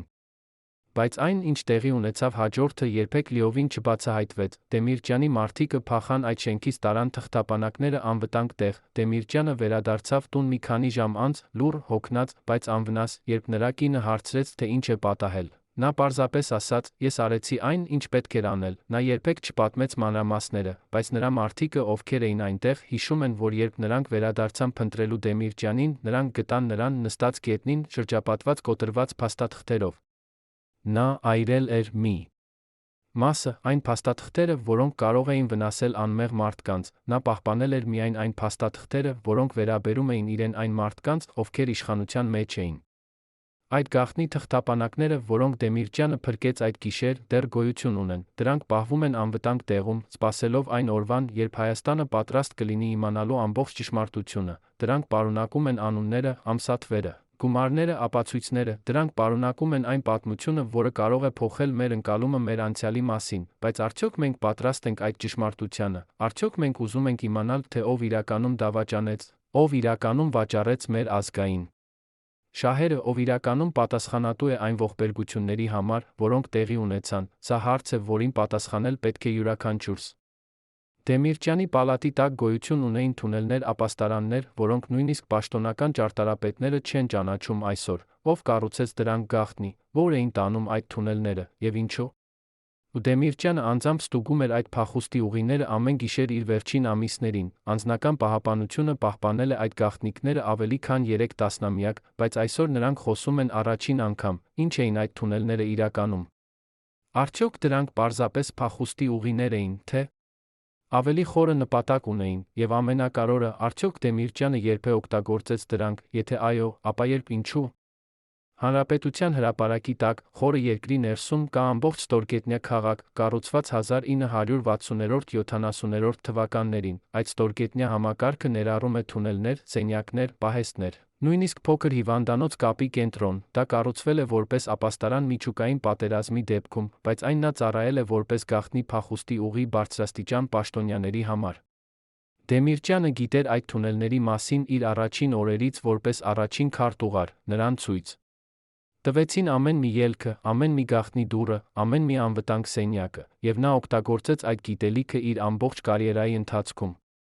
Բայց 1999 թվականների սկզբին, երբ իրավիճակը Հայաստանում դարձավ անկայուն, Դեմիրճյանը սկսեց ավելի հաճախ այցելել այդ ստորգետնյա համակարգը, նրա անձնական պահապանները հիշում են, որ նա գիշերները իջնում էր այնտեղ ժամերով քայլում էր այդ թունելներով, ստուգելով ամեն մի դուռը, ամեն մի փականը, ամեն մի ելքը, երբ նրանք հարցնում էին նրան, թե ինչու է նա անում դա, նա պատասխանում էր, ես պետք է համոզված լինեմ, որ եթե ինչ-որ բան պատահի, ես կարող եմ փրկել իմ ընտանիքին, բայց նրա պահապանները զգում էին, որ դա ավելին էր, քան պարզ նախազգուշություն, Դեմիրճյանը պատրաստվում էր ինչ-որ բանի, բայց նա երբեք չասաց ինչին։ 1999 թվականի հոկտեմբերի սկզբին, ընդամենը մի քանի շաբաթ առաջ ողբերգությունից, Դեմիրճյանը հրամայեց իր ամենավստահելի ինժեներներին ստուգել այդ թունելների վիճակը, նա ուզում էր համոզված լինել, որ դրանք դեռ գործող են, որ օդափոխման համակարգերը աշխատում են, որ ելքերը չեն արգելափակված, ինժեներները կատարեցին մանրակրկիտ ստուգում, զեկուցեցին, որ ամեն ինչ կարգին է, բայց նրանք նա նկատեցին մի տարօրինակ բան, մի քանի նոր դռներ էին տեղադրված, դռներ, որոնք նրանք չէին տեսել նախկինում, երբ նրանք հարցրին Դեմիրճյանին այդ մասին, նա պարզապես ասաց, դրանք անհրաժեշտ անվտանգության միջոցներ են, բայց ինժեներները չհասկացան, անվտանգություն ումից։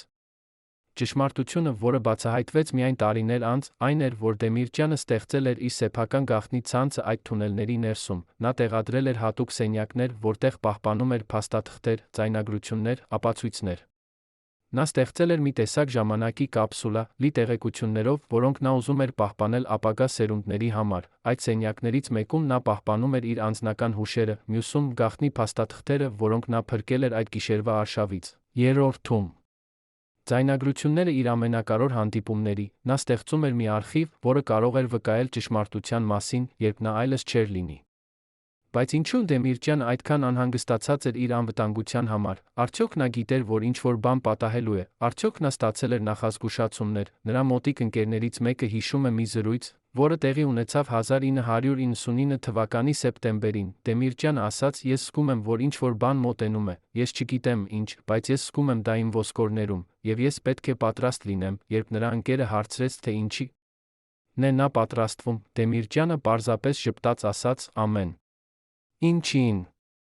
1999 թվականի հոկտեմբերի 26-ին, մի օր առաջ ողբերգությունից, Դեմիրճյանը վերջին անգամ իջավ այդ թունելներ, նա գնաց այն գաղտնի սենյակ, որտեղ պահպանում էր իր ամենակարևոր փաստաթղթերը, նա անցկացրեց այնտեղ մի քանի ժամ, վերանայելով ամեն ինչ, համոզվելով, որ ամեն ինչ իր տեղում է, ապա նա գրեց մի նամակ, հասցեագրված իր ընտանիքին, այդ նամակում նա բացատրեց, թե որտեղ են այդ փաստաթղթերը, ինչպես գտնել դրանք, ինչ անել դրանց հետ, նա ավարտեց նամակը այս խոսքերով. Եթե դուք կարդում եք սա,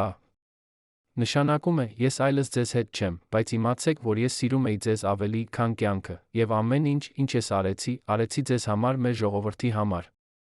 Այդ նամակը երբեք չգտնվեց, երբ Դեմիրճյանի ընտանիքը փորձեց մտնել այդ ստորգետնյա սենյակներ ողբերգությունից հետո, նրանք գտան, որ բոլոր դռները փակված են, բոլոր բանալիները փոխված են, բոլոր ելքերը արգելափակված են, ինչ-որ մեկը, ինչ-որ ուժ, որոշել էր, որ այդ գաղտնիքները պետք է մնան թաղված, եւ մինչ այսօր այդ սենյակները մնում են անհասանելի, այդ փաստաթղթերը մնում են անկտանելի, այդ ճշմարտությունը մնում է անբացահայտ, բայց թերս մի օր, երբ Հայաստանը պատրաստ կլինի, երբ նոր սերունդը կուզի իմանալ իր պատմությունը, այդ դռները կբացվեն, այդ փաստաթղթերը կգտնվեն, այդ ճշմարտությունը կբացահայտվի։ Մինչ այդ մենք կարող ենք միայն հարցեր տալ, ինչ է թաքնված այդ ստորգետնյա սենյակներում, ինչ գաղտնիքներ է պահպանում այդ մութ թունելները, եւ ամենակարևորը, ով է այն ուժը, որը չի ուզում, որ մենք իմանանք ճշմարտությունը, արդյոք դա նույն ուժերն են, որոնք կանգնած էին Դեմիրճյանի հեռացման հետում, արդյոք դա նույն մարդիկն են, որոնք դեռ ունեն իշխանություն այսօր, թե դա ավելի խորը, ավելի մութ ուժեր են, որոնք մենք նույնիսկ չենք պատկերացնում, սրանք հարցեր են, որոնց պատասխանները կարող են փոխել ամեն ինչ, որ մենք կարծում ենք, որ գիտենք մեր պատմության մասին։ Մինչ վերջին պահը ես հավատացի, որ մենք կփրկվենք, ասում է Դեմիրճյանի անձնական պահապանության նախկին սպան, ձեռքերը դեռս դողալով 35 տարի անց։ Այս երեկո 3 նախկին անդամներ Դեմիրճյանի ներքին շրջանակից առաջին անգամ խոսում են այն գաղտնիքների մասին, որոնք պահել են տասնամյակներ, նրանց բացահայտումները կփոխեն այն ամենը, ինչ դուք կարծում էիք, որ գիտեք վերջին օրերի մասին։ Բայց այսօր նրանք պատրաստ են խոսել, քանի որ նրանք հասկացել են լռությունը ավելի վտանգավոր է, քան ճշմարտությունը, ով էր իրականում պատասխանատու Դեմիրճյանի ողբերգական ճակատագրի համար, ինչպիսին էին այն գաղտնի հանդիպումները, որտեղ որոշվում էր ամեն ինչ, եւ ամենակարևորը, ինչու։ Ու այս մարդիկ որոշեցին վերջապես խոսել 1999 թվականի հոկտեմբերի 27-ից 35 տարի անց։ 1999 թվականի հոկտեմբերի սկզբին Դեմիրճյանը սկսեց ստանալ տարօրինակ հեռախոսազանգեր, զանգերը գալիս էին գիշերները 2-ից 3-ի միջ, երբ ամբողջ քաղաքը քնած էր, երբ նա վերցնում էր հեռախոսը, մյուս ծայրում լռություն էր։ Միայն շնչառություն, ծանր, դանդաղ, սարսափելի, ապա գիծը կտրվում էր։ Առաջին գիշեր Դեմիրճյանը մտածեց, որ դա տեխնիկական սխալ է, երկրորդ գիշեր նա սկսեց անհանգստանալ, երրորդ գիշեր նա հասկացավ, սա ուղերձ է, ինչ-որ մեկը ուզում էր, որ նա իմանա, որ նրան հետում են, որ նրան լսում են, որ նա վերահսկվում է։ Դեմիրճյանը չասաց ոչ ոքի այդ զանգերի մասին, նա չէր ուզում անհանգստացնել իր ընտանիքին, բայց նրա անձնական պահապանները նկատեցին, որ նա փոխվել է, նա դարձել էր ավելի լուռ, ավելի մտածված, ավելի հեռավոր։ Նրանք հարցրին նրան, արդյոք ամեն ինչ կարգին է, բայց նա միշտ պատասխանում էր, այո, ամեն ինչ լավ է, բայց նրա աչքերը ասում էին այլ բան։ Հոկտեմբերի 15-ին Դեմիրճյանը ստացավ մի նամակ, առանց ստորագրության, առանց վերադարձի հասցեի, նամակում միայն մի նախադասություն էր. «Դուք գիտեք չափազանց շատ ժամանակն է դադարեցնել»։ Դեմիրճյանը կարդաց այդ նամակը 3 անգամ, ապա այրեց այն իր աշխատասենյակի բուխարու մեջ, նա նստեց իր սեղանի մոտ երկար ժամանակ նայեց պատուհանից դուրս, Արարատ լեռան ուղղությամբ, նա մտածում էր իր կյանքի մասին, իր ընտրությունների մասին, իր ժողովրդի մասին, նա մտածում էր, թե արդյոք արժեր այն ամենը, ինչ նա արել էր, արդյոք նա կարողացավ փոխել ինչ-որ բան, արդյոք նրա կյանքն ունեցավ իմաստ, եւ նա եկավ եզրակացության, այո, արժեր, նույնիսկ եթե նա չկարողացավ փրկել Արցախը, նույնիսկ եթե նա չկարողացավ կանխել ողբերգությունները, որոնք եկան, նա գոնե փորձեց, եւ փորձելը, նույնիսկ երբ դու գիտես, որ կարող ես պարտվել, դա արդեն հաղթանակ է։ Հոկտեմբերի 21-ին Դեմիրճյանը հրավիրեց իր ամենամոտ ընկերներին մի փոքր հավաքույթի, նրանք հավաքվեցին նրա տանը, 8 մարդ, ովքեր եղել էին նրա հետ ամբողջ ճանապարհին, նրանք խմեցին հայկական կոնյակ, կերան խորովածներ, խոսեցին հին օրերի մասին։ Բայց մթնոլորտը տարօրինակ էր, բոլորը զգում էին, որ Դեմիրճյանը ուզում է ասել ինչ-որ բան, բայց նա չէր գտնում խոսքերը, վերջապես, երբ երեկոն մոտենում էր ավարտին, Դեմիրճյանը բարձրացավ ասաց. ընկերներ, ես ուզում եմ շնորհակալություն հայտնել ձեզ այն ամենի համար, ինչ դուք արել եք ինձ համար, դուք եղել եք ինձ հետ լավ օրերին, վատ օրերին, դուք երբեք չդավաճանեցիք ինձ, երբեք չթողիք ինձ մենակ, եւ ես ուզում եմ, որ դուք իմանաք, ես սիրում եմ ձեզ բոլորիդ որպես եղբայրներ, նրա ձայնը դողաց վերջին խոսքերի ժամանակ։ Ընկերները նայեցին միմյանց, շփոթված, ինչու էր Դեմիրճյանը խոսում այսպես, կարծես թե հրաժեշտ էր տալիս։ Հոկտեմբերի 22-ին, 5 օր առաջ ողբերգությունից, Դեմիրճյանը գնաց Մատենադարան, նա ուզում էր տեսնել հին ձեռագրերը, կարդալ մեր նախնիների խոսքերը, կապվել մեր պատմության հետ, նա անցկացրեց այնտեղ ամբողջ օրը, կարդալով, մտածելով, աղոթելով։ Երբ նա դուրս եկավ, Արը արդեն մայր էր մտնում, նա կանգնեց Մատենադարանի աստիճաններին, նայեց Երանին, իր քաղաքին, որը նա սիրում էր ավելի, քան ինքն իրեն, նա տեսավ լույսերը, որոնք վառվում էին տների պատուհաններում, տեսավ մարդկանց, որոնք շտապում էին տուն իրենց ընտանիքների մոտ, տեսավ կյանքը, որը շարունակվում էր անկախ ամեն ինչից, եւ նա զգաց խաղաղություն, նա հասկացավ, որ կյանքը ավելի ուժեղ է, քան մահը, որ հույսը ավելի ուժեղ է, քան վախը, որ սերը ավելի ուժեղ է, քան ատելությունը։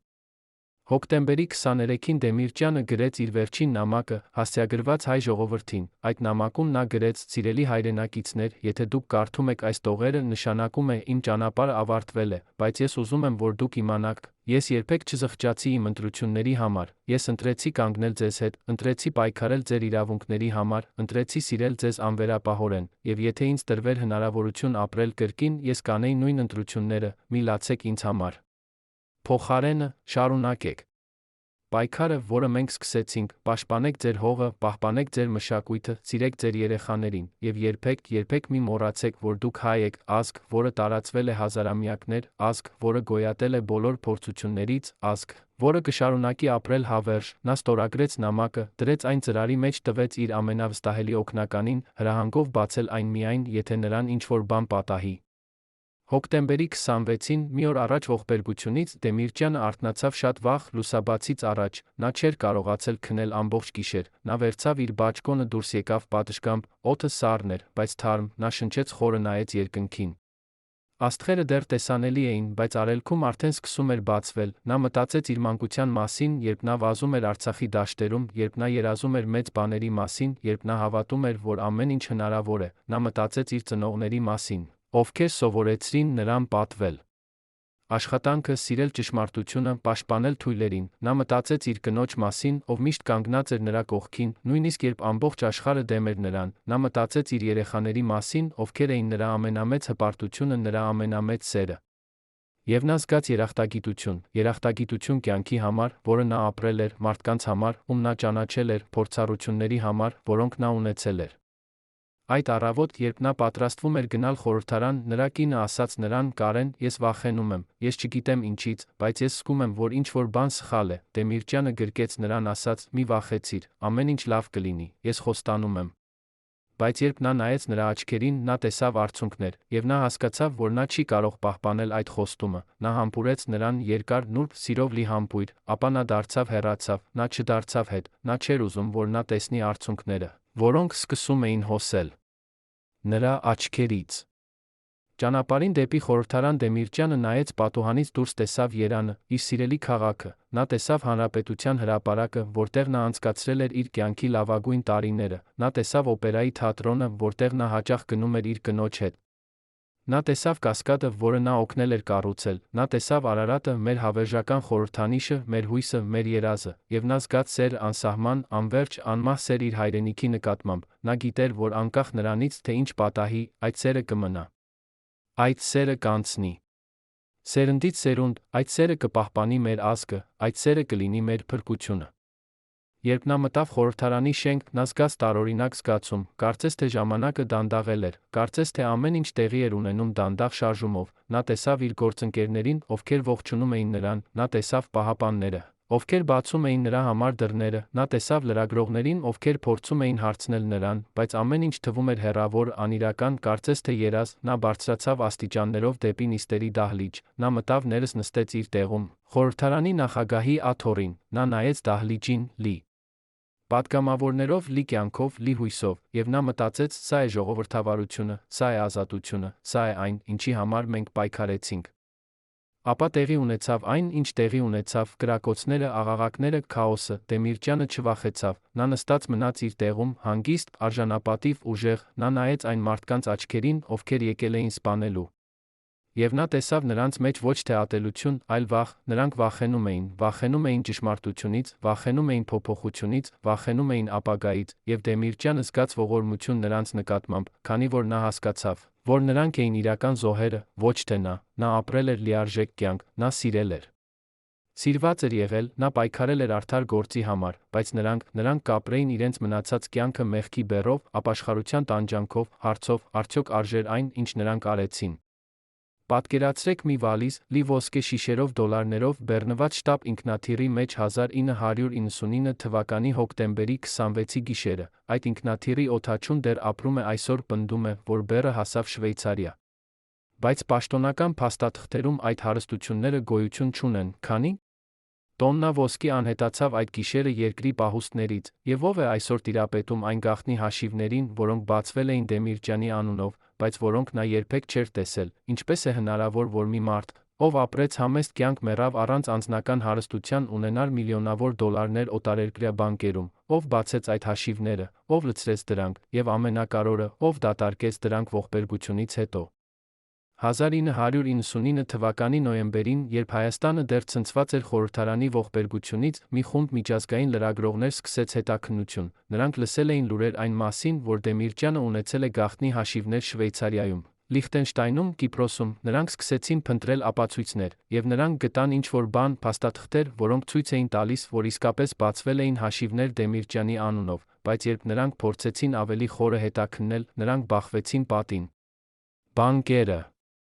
մերժեցին տրամադրել տեղեկություններ, իշխանությունները ասացին, որ դա ազգային անվտանգության հարց է, եւ դանդաղորեն, մեկ առ մեկ, այդ լրագրողները դադարեցին իրենց հետաքննությունը, ոմանք ստացան սպառնալիքներ, ոմանք կորցրին իրենց աշխատանքը, ոմանք պարզապես հեռացան Հայաստանից երբեք չվերադարձան։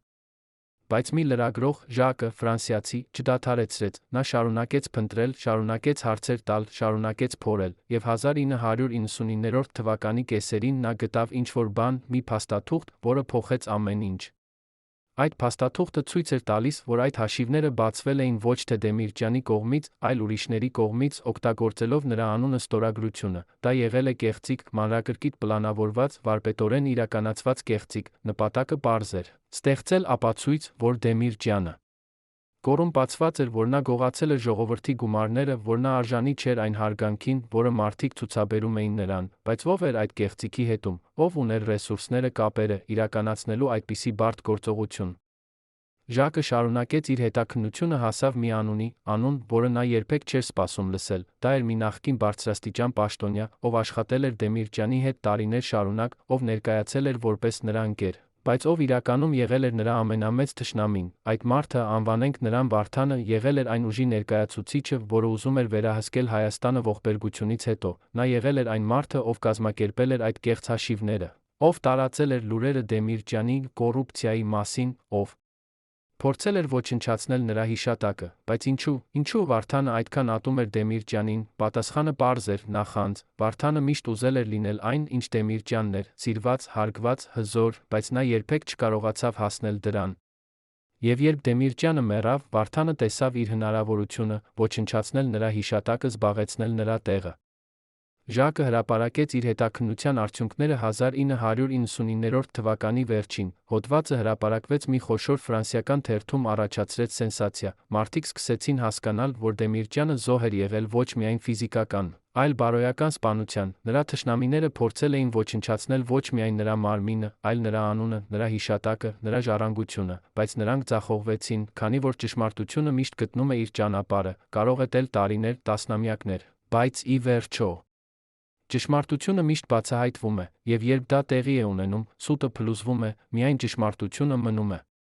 Բայց Վարդանը չմնաց անպատիժ, երբ Ժակի հետաքննությունը հրապարակվեց, Վարդանը փորձեց շղթել ամեն ինչ, նա ասաց, որ դա սուտ է, որ դա քաղաքական հետապնդում է, որ դա օտարերկրյա ուժերի դավադրություն է, բայց ապացույցները շատ ուժեղ էին, փաստաթղթերը, ստորագրությունները, բանկային գործարքները, ամեն ինչ ցույց էր տալիս, որ Վարդանը եղել է այդ կեղծիքի հետում, դանդաղորեն, նրա աջակիցները սկսեցին հեռանալ նրանից, նրա ընկերները սկսեցին խուսափել նրանից, նրա ընտանիքը սկսեց ամաչել նրանից։ Եվ Վարդանը մնաց մենակ,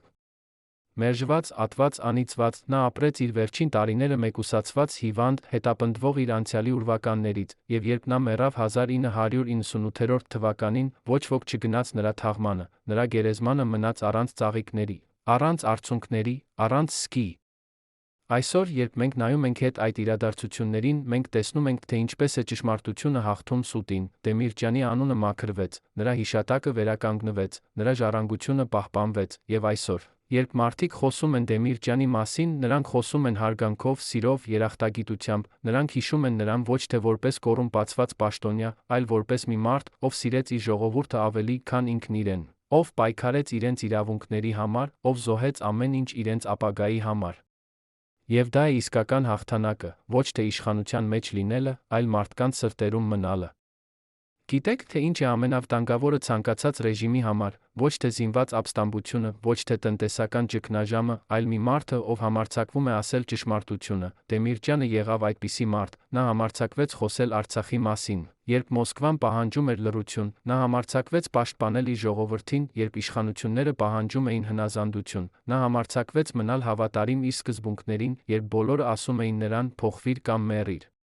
Եվ նա վճարեց գինը այդ համարձակության համար, բայց նրա համարձակությունը ոգեշնչեց հազարավորներին, նրա օրինակը ցույց տվեց, որ հնարավոր է կանգնել իշխանության դեմ, պահպանել քո արժանապատվությունը, նրա կյանքը դարձավ դաս մեզ բոլորի համար, դաս քաջության, հավատարմության, սիրո մասին։ Այսօր, երբ մենք նայում ենք Հայաստանին, մենք տեսնում ենք երկիր, որը դեռ պայքարում է իր ինքնությունը գտնելու համար, մենք տեսնում ենք ժողովուրդ, որը դեռ փնտրում է իր ճանապարհը, մենք տեսնում ենք ազգ, որը դեռ վերքերից է տառապում։ Բայց մենք նա տեսնում ենք հույս, որը Դեմիրճյանը մեզ թողեց, հույս, որ մենք կարող ենք լինել ավելի լավը, որ մենք կարող ենք կառուցել ավելի արդար հասարակություն, որ մենք կարող ենք ստեղծել ավելի լուսավոր ապագա, եւ այդ հույսը, այդ հավատը, այդ երազը, դա է Դեմիրճյանի իսկական ժառանգությունը, ոչ թե շենքերը, որոնք նա կառուցեց, ոչ թե գործարանները, որոնք նա բացեց, այլ հույսը, որը նա ներշնչեց։ Երբ Դեմիրճյանը մեռավ 1999 թվականի հոկտեմբերի 27-ին, նա տարավ իր հետ շատ գաղտնիքներ այն մասին, թե ինչ իրականում տեղի ունեցավ 1988 թվականին, երբ նրան հեռացրին։ Գաղտնիքներ այն մասին, թե ով իրականում կանգնած էր այդ որոշման հետում, գաղտնիքներ այն մասին, թե ինչ պլաններ ուներ նա Հայաստանի ապագայի համար, բայց նա թողեց մեզ ինչ-որ բան, իր օրինակը, իր ժառանգությունը, իր հույսը։ Եվ այդ ժառանգությունը ավելի արժեքավոր է, քան ցանկացած գաղտնիք։ Այսօր, երբ մենք կանգնում ենք Դեմիրճյանի հուշարձանի առջ, մենք չենք տեսնում պարզապես քարե արձան, մենք տեսնում ենք խորհրդանիշ այն մարդու, ով համարձակվեց երազել, ով համարձակվեց պայքարել, ով համարձակվեց սիրել, մենք տեսնում ենք հիշեցում այն մասին, որ իսկական առաջնորդությունը չի նշանակում իշխանություն, այլ ծառայություն, մենք տեսնում ենք ոգեշնչում շարունակելու այն պայքարը, որը նա սկսեց, պահպանելու այն արժեքները, որոնց նա հավատում էր, կառուցելու այն ապագան, որի մասին նա երազում էր։ Եվ երբ մենք հեռանում ենք այդ հուշարձանից, մենք տանում ենք մեզ հետ մի հարց, որը Դեմիրճյանը տվեց մեզ իր կյանքով, ինչ ենք մենք պատրաստ անել մեր ժողովրդի համար, ինչ ենք մենք պատրաստ զոհել մեր սկզբունքների համար, ինչպես ենք մենք ապրելու մեր կյանքը, այնպես որ երբ մենք հեռանանք, մենք թողնենք ինչ-որ բան արժեքավոր մեր հետից, սրանք հարցեր են, որոնց պատասխանել պետք է յուրաքանչյուրս, եւ այդ պատասխանները կսահմանեն, թե ով ենք մենք որպես ազգ, ինչ ենք մենք որպես մարդիկ, ինչպիսին կլինի մեր ապագան։ Դեմիրճյանի պատմությունը դեռ չի ավարտվել, նա շարունակում է ապրել մեր հիշողության մեջ, մեր սրտերում, մեր երազներում, նա շարունակում է ոգեշնչել մեզ լինել ավելի լավը, պայքարել ավելի ուժեղ, սիրել ավելի խորը, եւ քանի դեռ մենք հիշում ենք նրան, քանի դեռ մենք պատմում ենք նրա պատմությունը, քանի դեռ մենք ապրում ենք նրա արժեքներով, նա կմնա մեզ հետ, ոչ թե որպես անցյալի ուրվական, այլ որպես ապագայի ուղեցույց։ 1999 թվականի հոկտեմբերի 27-ից հետո Հայաստանը փոխվեց, երկիրը մտավ նոր դարաշրջան, լի անորոշությամբ, վախով, հույսով, Դեմիրճյանի մահից հետո իշխանությունը անցավ նոր մարդկանց ձեռքը, մարդիկ, ովքեր խոստացել էին ժողովրդավարություն, բարեփոխումներ, լուսավոր ապագա, բայց շատերը հարցնում էին իրենց, արդյոք այդ խոստումները կիրականանան, արդյոք Հայաստանը կարողանա գտնել իր ճանապարհը առանց այն մարդկանց, ովքեր ղեկավարել էին այն տասնամյակներ շարունակ, արդյոք նոր սերունդը կարողանա սովորել հին սերնդի սխալներից ստեղծել ավելի լավ հասարակություն։ Դեմիրճյանի ընտանիքը շարունակեց ապրել Երանում, նրա կինը, ով կորցրել էր իր սիրելի ամուսնուն, գտավ ուժ շարունակելու, նա դարձավ խորհրդանիշ այն կանանց, ովքեր կորցրել են իրենց սիրելիներին, բայց չեն կորցրել իրենց հույսը։ Նրա երեխաները մեծացան, դարձան հարգված մարդիկ, յուրաքանչյուրը իր ոլորտում, նրանք երբեք չմոռացան իրենց հոր դասերը, պատվել աշխատանքը, սիրել ճշմարտությունը, պաշտպանել թույլերին, եւ նրանք փոխանցեցին այդ դասերը իրենց երեխաներին, ովքեր փոխանցեցին դրանք իրենց երեխաներին, այսպես։ Դեմիրճյանի ժառանգությունը շարունակեց ապրել, սերնդից սերունդ, ընտանիքից ընտանիք, սրտից սրտ։ Այն մարդիկը, ովքեր դավաճանեցին Դեմիրճյանին, ապրեցին տարբեր ճակատագրեր, Սուրենը, ով առաջինը դավաճանեց, մեռավ մենակ մոռացված, Վարդանը, ով փորձեց ոչնչացնել Դեմիրճյանի հիշատակը, մեռավ անիծված ատված, ուրիշները, ովքեր լռեցին, երբ պետք էր խոսել, ապրեցին իրենց մնացած կյանքը մեղքի բեռով, բայց կային նրանք, ովքեր մնացին հավատարիմ մինչ վերջ, նրանք, ովքեր մեռան Դեմիրճյանի հետ 1999 թվականի հոկտեմբերի 27-ին, դարձան հերոսներ, ովքեր զոհեցին իրենց կյանքը ժողովրդավարության համար, նրանց անունները փորագրված են հուշարձանի վրա, նրանց հիշատակը պահպանվում է ազգային հիշողության մեջ, նրանց օրինակը ոգեշնչում է նոր սերունդներին։ Արցախի հարցը, որի համար Դեմիրճյանը այնքան պայքարեց, մնաց չլուծված տասնամյակներ շարունակ, երկիրը անցավ պատերազմներով, կորուստներով, ցավով, բայց հայ ժողովուրդը երբեք չկորցրեց իր հույսը, նա շարունակեց պայքարել, շարունակեց հավատալ, շարունակեց երազել, եւ նույնիսկ երբ իրավիճակը թվում էր անհուսալի, նույնիսկ երբ ամբողջ աշխարհը թվում էր դեմ նրանց, հայերը շարունակեցին կանգնել, քանի որ նրանք հիշում էին Դեմիրճյանի խոսքերը՝ մենք հայեր ենք, մենք երբեք չենք հանձնվի։ Բայց մի հարց մնում է անպատասխան. ինչ կլիներ, եթե Դեմիրճյանին թույլ տային շարունակել իր աշխատանքը 1988 թվականին, արդյոք Արցախի հարցը կլուծվեր այլ կերպ, արդյոք Հայաստանը կունենար այլ ճակատագիր, արդյոք այն ողբերգությունները, որոնք տեղի ունեցան, կարող էին կանխվել, մենք երբեք չենք իմանա պատասխանները այս հարցերին, բայց մենք կարող ենք երակայել, մենք կարող ենք երազել, մենք կարող ենք հավատալ, որ եթե մենք սովորենք մեր անցյալի սխալներից, եթե մենք պահպանենք մեր լավագույն ավանդույթները, եթե մենք ապրենք այն արժեքներով, որոնք Դեմիրճյանը մեզ սովորեցրեց, ապա մենք կարող ենք ստեղծել ավելի լավ ապագա։ Թերս ամենակարևոր դասը, որը Դեմիրճյանի պատմությունը մեզ սովորեցնում է, այն է, որ պատմությունը գրվում է ոչ թե իշխանությունների կողմից, այլ սովորական մարդկանց կողմից, ովքեր համարձակվում են կանգնել իրենց համոզմունքների համար։ Դեմիրճյանը չէր սուպերհերոս, նա էր պարզապես մի մարդ, ով սիրում էր իր ընտանիքին, ով հոգ էր տանում իր ժողովրդի մասին, ով հավատում էր արդարությանը, բայց նա դարձավ հերոս, քանի որ նա համարձակվեց գործել համաձայն իր համոզմունքների, նույնիսկ երբ դա նշանակում էր ամեն ինչ կորցնել, եւ այդ համարձակությունը, այդ ուժը, այդ սերը, դա է այն, ինչ դարձնում է մարդուն իսկապես մեծ։